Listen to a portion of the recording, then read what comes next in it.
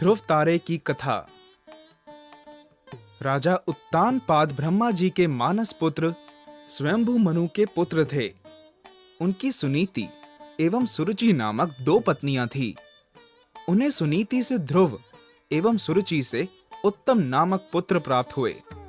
वे दोनों राजकुमारों से समान प्रेम करते थे।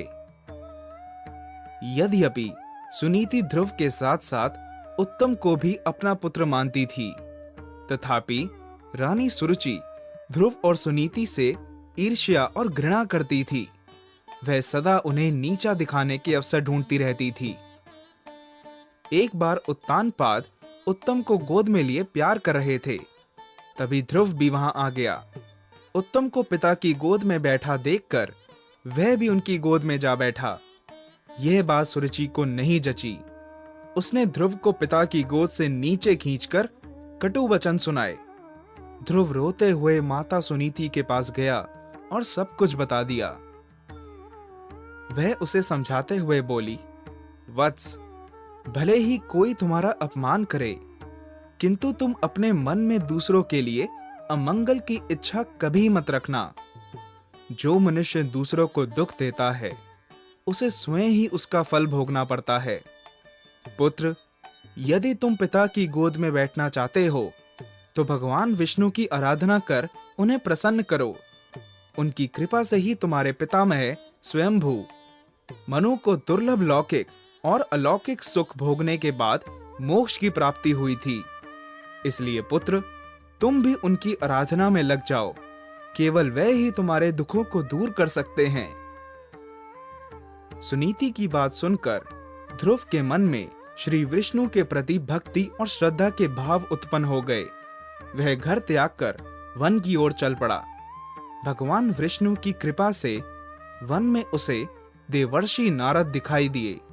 उन्होंने ध्रुव को श्री विष्णु की पूजा आराधना की विधि बताई।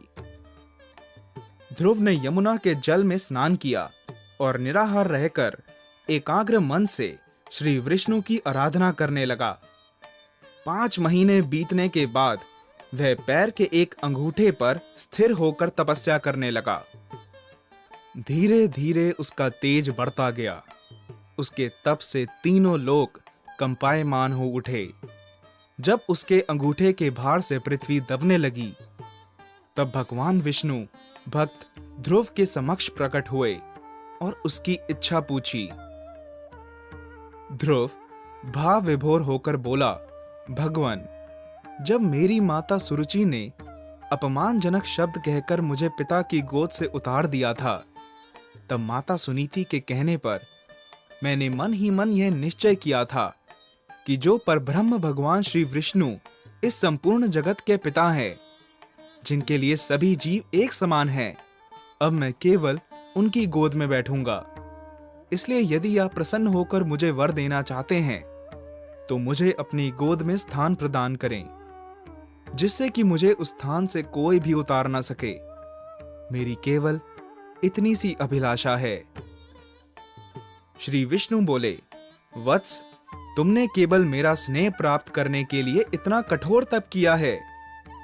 इसलिए तुम्हारी निस्वार्थ भक्ति से प्रसन्न होकर मैं तुम्हें ऐसा स्थान प्रदान करूंगा जिसे आज तक कोई प्राप्त नहीं कर सका। यह ब्रह्मांड मेरा अंश और आकाश मेरी गोद है। मैं तुम्हें अपनी गोद में स्थान प्रदान करता हूं। आज से तुम ध्रुव नामक तारे के रूप में स्थापित होकर ब्रह्मांड को प्रकाशमान करोगे। उसके आगे श्री विष्णु ने कहा, तुम्हारा पद सप्त ऋषियों से भी बड़ा होगा और वे सदा तुम्हारी परिक्रमा करेंगे। जब तक ये ब्रह्मांड रहेगा, कोई भी तुम्हें इस स्थान से नहीं हटा सकेगा। वत्स, अब तुम घर लौट जाओ। कुछ समय के बाद तुम्हारे पिता तुम्हें राज्य सौंपकर वन में चले जाएंगे।